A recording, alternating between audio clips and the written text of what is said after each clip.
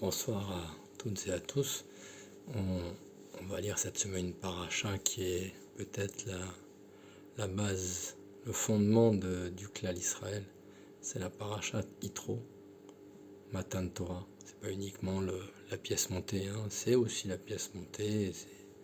Ça représente beaucoup de choses, paracha Yitro, un grand Shabbat de Simcha, mais à la fois de Simcha, de joie, mais aussi de crainte, de pachad, on va dire, sans chercher à mettre trop de pression. Et donc la paracha très intéressante, on va la résumer rapidement. Donc elle commence, elle a un nom quand même phénoménal, parachat Yitro, de qui on parle, Roten Moshe. Voilà, donc c'est le nom qu'on a donné à la paracha. Donc elle commence l'histoire entre la rencontre de Moshe et de Yitro. Une paracha très sensitive, on va dire. Elle commence par des mots très importants, Vaishma, Yitro, Kohen, Midian, Roten Moshe, Vaishma. Yitro, il a entendu. Ça veut dire, qu'est-ce que c'est? Il a entendu. On lui a raconté quelque chose et de là, il a fait tchouva. Comment comprendre? C'est-à-dire que des fois, une personne, quand on va lui raconter quelque chose, quel impact ça va avoir? Ça, c'est un peu l'introduction de ce qu'on va avoir par la suite. Mais c'est un peu l'idée quand on va cette paracha un peu plus loin. Elle va tellement s'imaginer, ce qu'on appelle une personne intelligente, en quelques mots. Elle va arriver à s'imaginer, vraiment à s'imprégner tellement des choses qu'elle va les vivre au présent. Vaishma Yitro. Il a entendu. Et donc un peu plus loin, donc après, donc c'est la Sarah d'Iverot. Et le passouk qui va nous intéresser, sur lequel on va parler, c'est le passouk Tedvav dans le chapitre Kaf, chapitre 20. Vekol am roim et akolot ve'atalapidim. Ça suit un petit peu ce qu'on a dit avant. D'abord, Yitro, il a entendu ce qu'il y avait à voir, et maintenant le peuple, il a vu ce qu'il y avait à entendre. Ça va? Suivez toujours. On a l'impression qu'il n'y a plus de... On remet un petit peu en cause les fondements qu'on a. On entend ce qu'on voit, et ici on voit ce qu'on a entendu. Qu'est-ce que ça veut dire? C'est quoi? C'est un jeu de mots? Et juste aussi une petite anecdote au passage, mais celle-là par contre, je vous laisse la résoudre tout seul, ou toute seule. Vecholam, roim et akolot. Il faut vraiment voir que cette paracha, la Torah, elle va nous aider beaucoup à notre avodat Hashem. Pourquoi? Vechol ha'am roim et akolot. C'est pas Raoult. J'ai pas fait beaucoup d'ulpan quand je suis arrivé en Israël, malheureusement. D'autres obligations. Mais quand même, si je me trompe pas, roim et akolot, c'est le présent, ça. Le peuple voit les sons. Mais la Torah, c'est quoi? C'est un livre d'histoire, on nous raconte le passé, le raconte de Yitro, ou alors non, pas du tout. Non. On nous fait vivre. Cette paracha, comme je vous disais, elle est très très très sensitive. Mais kolam, roim et akolot. Le peuple voit les sons. Donc maintenant, moi, je ferme les yeux, je réfléchis à cette paracha, qu'est-ce qui s'est passé? On dit que les sons ont commencé à monter, le chauffard, très très fort, Hachem qui est descendu sur la montagne, Moshe qui est monté, qui a reçu la Torah, la Sarah d'Iberot, qu'on a raconté. Et pendant ce temps, donc, tout le peuple était en bas, et ils entendaient donc le chauffard, la montagne fumer, mais pas, ils voyaient les sons, ils voient les sons, d'accord? Ça veut dire, très souvent, quand on raconte quelque chose au passé et au présent, il n'a pas le même impact du tout. Ça veut dire quand moi je dis, ils ont vu, ouais, tu te rappelles cette histoire, c'était sympathique qu'on raconte aujourd'hui aux enfants pour s'endormir, même des fois à la choule quand on entend un peu ronfler à ce moment de la paracha. Non, pas du tout. Les enfants, le peuple voit les sons, d'accord? On va écouter la paracha, et de là on apprend quelque chose quand on écoute la paracha, le Shabbat. C'est pas juste un livre d'histoire, Sipurim Masiot, non, pas du tout. Non, on doit s'imprégner et voir qu'est-ce qu'on va tirer de tout ça. Donc on réfléchit, on se met dans le contexte, on vit le contexte. Ça c'est le premier point, très intéressant. Encore une fois, comme à chaque semaine, pourquoi réfléchir là-dessus? Donc les questions qu'on peut se poser, donc comme on a dit, la première c'est de savoir, ils ont vu des sons, qu'est-ce que ça veut dire? Et la deuxième question qu'on peut se poser dans ce langage, donc on a compris un petit peu qu'est-ce qui se passe, comment on doit vivre au présent, la fumée sur la montagne, on doit vraiment imaginer c'est beaucoup plus agréable. Et ça aura beaucoup plus d'impact. La fumée sur la montagne, les sons très forts. Et donc un contexte un petit peu qui fait peur quand même, science-fiction. Et on dit que Moshe à ce moment-là, eh ben, il a encore plus, au lieu d'apaiser les bénis Israël qui avaient très très peur, et ben on dit qu'il les a rassemblés pour augmenter ce sentiment de crainte. Qu'est-ce que ça veut dire? Les bénis Israël sont arrivés et Moshe a renforcé encore plus donc l'atmosphère qu'il y avait dans la crainte. Alors comment on va s'en sortir? D'accord? Le Messilot Yesharim, il nous explique la chose suivante. Pourquoi avoir la paracha, avoir tellement insisté sur un point de cette paracha, la ira?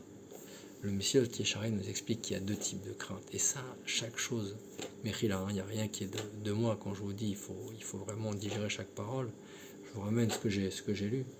Mais chaque chose qu'on va voir là en très très concentré, du tamsit, vous connaissez maintenant cette expression du tamsit. Chaque chose qu'on va voir ici, eh ben, ça va nous aider dans notre avodat Hashem au quotidien, dans notre travail. La crainte, le Messilot Yesharim dit qu'il y a une crainte, irat, achet. C'est-à-dire que moi maintenant, réfléchissez bien, il y a la crainte, je sais que si je faute, si j'ai un minimum quand même d'émouna, sinon on ne peut pas commencer trop à parler, sinon il y a une histoire, elle est réglée. Mais si j'ai un minimum d'émouna, eh ben, quand même, quand je fais une faute, eh ben, je dois réfléchir. Je me rappelle, je vous l'ai déjà dit, je pense, le Rav Dreyfus, il nous avait dit, je me rappelle quand j'allais écouter son séminaire sur la Lachot Nida à Sarcelles, il nous racontait une personne, il avait dit, Rav, j'ai un problème, chaque Shabbat, sans faire attention, boum, j'allume la lumière. Et je recommence chaque Shabbat, Rav, qu'est-ce que je peux faire? Il lui a dit, mais écoute, je vais te dire quelque chose, l'interrupteur que tu touches à chaque fois, tu vas le dénuder un petit peu du mur, tu vas le décrocher un peu, les fils un petit peu dénudés, un petit peu visibles, et on va voir si tu vas arriver à toucher l'interrupteur. Est-ce que là, tu toucherais l'interrupteur avec autant de facilité? Rav, chas shalom, il nous dit le grand croyant, chas shalom, je ne vais pas me prendre une décharge électrique, c'est assourd. Et bien alors voilà, la décharge électrique, elle s'appelle Shabbat. Ça, c'est la première partie, ce qu'on appelle Irat Achet, ce que nous dit le Messilot Yesharim. Mais écoutez bien, il y a maintenant, ça c'est la première étape. On doit, quand on faute, on se voit mal à Kippour aller prendre la voiture pour aller à la plage. On se voit mal le Shabbat, normalement, prendre l'ascenseur ou la voiture, même si des fois on dérape sur l'interrupteur. Donc pourquoi on se voit mal faire ça? Irat Achet. On a peur donc du Onesh quand on va fauter. Mais il y a un deuxième niveau, ce que le Messilot Yesharim appelle Irat Aromemut. Irat Aromemut, c'est-à-dire qu'une fois maintenant, parce que moi, je vois juste le bâton, ça c'est la première étape. D'accord, le bâton qui va me taper dessus. Ça c'est Irat Achet. Maintenant, il y a Irat Aromemut, c'est quoi? Une fois que je vais avoir bien assimilé cette étape, je vais avoir peur d'autre chose. Kaviachol, de celui qui tient le bâton. Irat Aromemut. Et ça, réfléchissez, asseyez-vous. Quand on agit maintenant au quotidien, est-ce qu'on pense beaucoup à celui qui tient le bâton? Ou juste non, haram, il ne faut pas faire ça, haram, c'est péché, ne fais pas ça, c'est dangereux. Non, est-ce que moi je ne faute pas parce que j'ai peur donc de la faute et de ce qui peut m'arriver? Ça porte malheur, ne fais pas ça, c'est pas bien. D'accord? Mais une mezouza dans la voiture, ça porte bonheur, ça, c'est très bien. Ou alors, est-ce que maintenant je vais un petit peu grandir, un petit peu mûrir? C'est surtout ça qu'il faut dire. Quel est mon niveau dans la Avodat Hashem? Et je vais penser à celui qui tient le bâton. D'accord? Irat Aromemut, ça s'appelle. Voir la grandeur d'Hachem. Ça, c'est la première chose. Alors, le Rav, donc, comme on a dit, hein, une transition à faire entre les deux niveaux. Le Rav Aaron Kotler, il nous explique comme ça. Il nous dit qu'on ne peut pas faire l'un sans l'autre. Dans la vie, toujours avancer par shlav, par étapes. On ne peut pas brûler des étapes. C'est pas comme au Monopoly, où on peut passer d'une case à l'autre bout du jeu. Ça marche pas comme ça. La vie, c'est pas le Monopoly. Ça veut dire que maintenant, moi, le Rav Aaron Kotler, il nous dit, moi, j'ai une première étape. D'abord, c'est Irat Achet. Et une fois que maintenant, je vais avoir peur de fauter, la lumière Shabbat, entre autres. Je ne me vois pas aller frapper une petite dame dans la rue pour lui piquer son sac. Je ne me vois pas venir manger le jour de Kippour. Rien que d'y penser, j'ai des aigreurs. Je ne me vois pas Shabbat prendre la voiture. Et bien, une fois que j'ai passé cette étape, que je suis bien installé comme ça, et ben j'ai pensé à celui qui gère un petit peu tout ça. Vous allez avoir une belle histoire par rapport à ça après pour le dessert. Donc ça c'est la première chose. Maintenant, on a expliqué, donc ça c'est on a expliqué, les Bnei Israël, ils voyaient. Et ça m'a fait penser à quelque chose. Vous savez, souvent il y a une expression. Vous verrez si quelqu'un vous l'a dit, vous le retiendrez dorénavant, vous lui direz stop. C'est quoi cette expression? Tu vois ce que je veux dire quand je t'explique ça? Tu vois ce que je veux dire? Ça vous a jamais choqué cette expression? Tu vois ce que je veux dire? You see what I mean? Encore plus que ça, les Anglais. Tu vois ce que je pense? Scanner. D'accord? Le gars avec qui je parle, il me radiographie le cerveau directement. Donc ça veut dire qu'en réalité, la réponse, elle est difficile. C'est le Rav Chaim de Vologine qui le ramène dans le Nefesh HaChaim. Ça veut dire quoi? Qu'ils entendaient les colottes. Non, ils voyaient les colottes et ils entendaient ce qui était visible. Il n'y avait plus du tout de séparation des sens. Ça veut dire qu'en réalité, ils étaient arrivés à un niveau où il n'y avait plus, comme nous sommes dans le monde matériel, une séparation au niveau de la perception sensorielle et une séparation donc entre la perception sensorielle et les messages spirituels. Il n'y avait plus de coupure. Ça veut dire qu'en réalité, ils étaient tellement imprégnés dans le Matan Torah que tout ce qui s'est passé, ça a été imprégné au niveau de leurs 5 sens sensoriels. Aussi bien la vue, l'audition, l'ouïe, le goût, le toucher, tout leur sens a été imprégné parce qu'il n'y avait plus cette séparation, cette coupure quand ils sont arrivés à Orsini. Ça, c'est un peu dur à expliquer, mais c'est pour essayer de comprendre dans quelles circonstances on était à Orsinaï, dans quel contexte. Maintenant, juste pour terminer, on a expliqué un peu donc ces deux étapes au niveau de la Hira Tachet, d'abord la peur de la faute, de la crainte, et après comment ça s'appelle, la peur donc de Hira Tarmemut. Oh Lamaba, pensez un petit peu à celui qui tient le bâton, comme on avait dit. Et donc, à ce moment-là, Moshe, donc dans ce contexte qui était très difficile, il leur a dit, n'ayez pas peur. D'accord? C'est Hachem, il est venu vous mettre à l'épreuve ici pour que vous mettre sur votre face sa crainte, pour vous imprégner. Ça veut dire vraiment vivre les choses de tout mon corps. C'est pas juste j'écoute la petite histoire ou je vais au cinéma, je vois un film d'Avdil. Non, être entièrement imprégné de la tête aux pieds, c'est le cas de dire au niveau de mes sens, être imprégné de ce qui se passait. Le Shulchan Aruch vient nous dire que la première halakha qui est dans le Shulchan Aruch, de quoi elle parle? Elle parle de la Yirat Shamayim. Reshit Rochma Yirat Hashem. Le tout début de la halakha, c'est quoi? C'est la Yirat Shamayim. Le Rama, il nous dit, sur cette halakha, il nous dit Shiviti Hashem lenegdi tamid. Ça veut dire, moi maintenant, on comprend ce qu'on a dit ici au quotidien. C'est très difficile, on oublie ça malheureusement. Ça, c'est la force, malheureusement, de l'habitude, de la routine au quotidien. On oublie un petit peu ça des fois. Shiviti Hashem lenegdi tamid. En permanence. Je parlais avec quelqu'un cet après-midi quand j'étais au travail, avec un rave. Il me disait, une personne, rien que quand elle met sa main dans la poche, qu'elle cherche de pièces et qu'elle n'en trouve qu'une seule, ça s'appelle une kapara. Même ça s'appelle une kapara, c'est impressionnant. La kapara, c'est pas uniquement les comptes de concentration. Chaque élément qui peut nous arriver au quotidien, on doit le voir dans la travaux d'Atachem. En mikre baolam, il n'y a pas de hasard dans tout ce qui nous arrive. Il n'y a pas de... Tout ce qui peut nous arriver, on peut le voir comme un signe d'Hachem dans nos travaux au quotidien.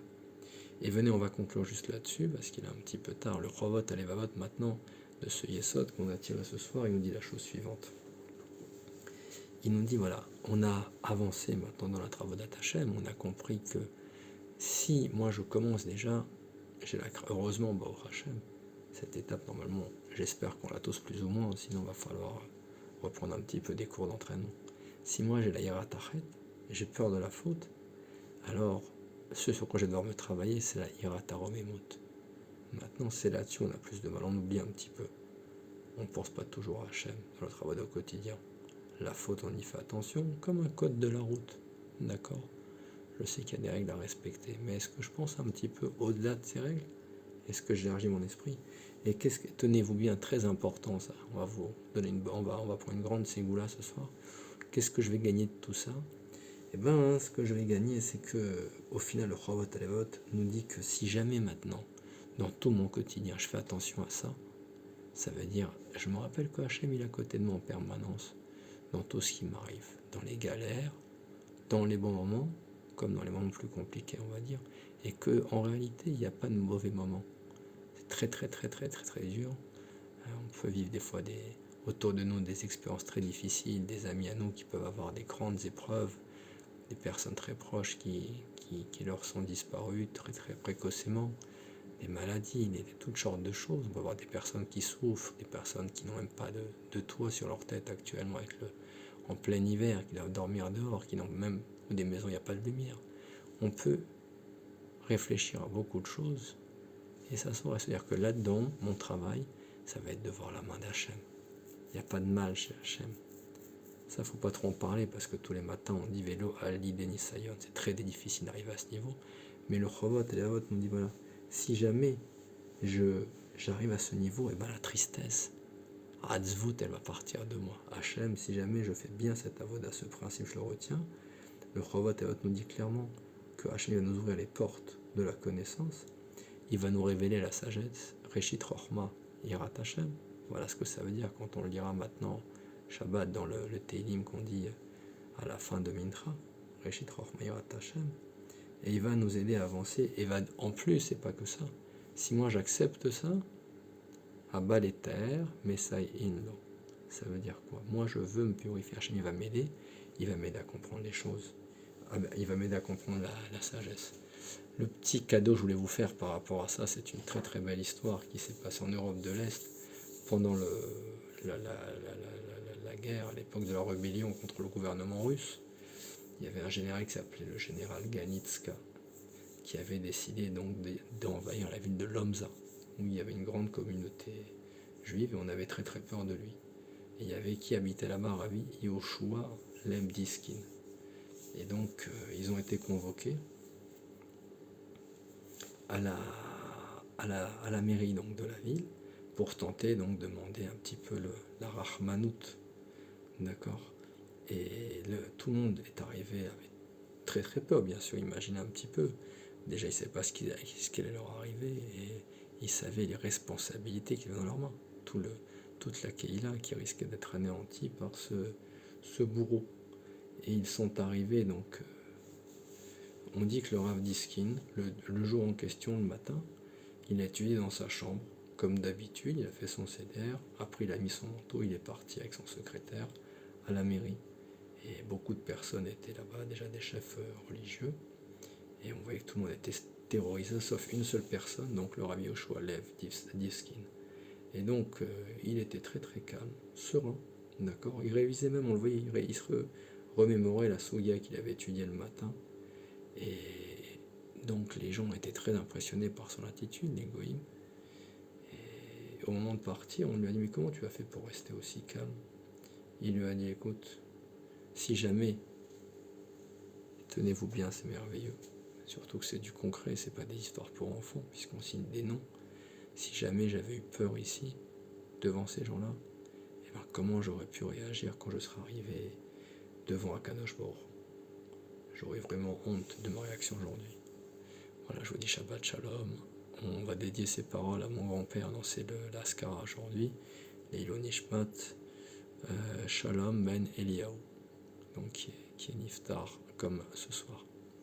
Que son mérite nous aide nous protège et nous aide à avancer notre Avodat Hashem. Razakou Baruch et Shabbat Shalom. J'espère que vous avez passé un très bon Tou Mishvat et que vous apprécierez au maximum cette paracha Yitro, pas uniquement avec la pièce montée. Kol Tov.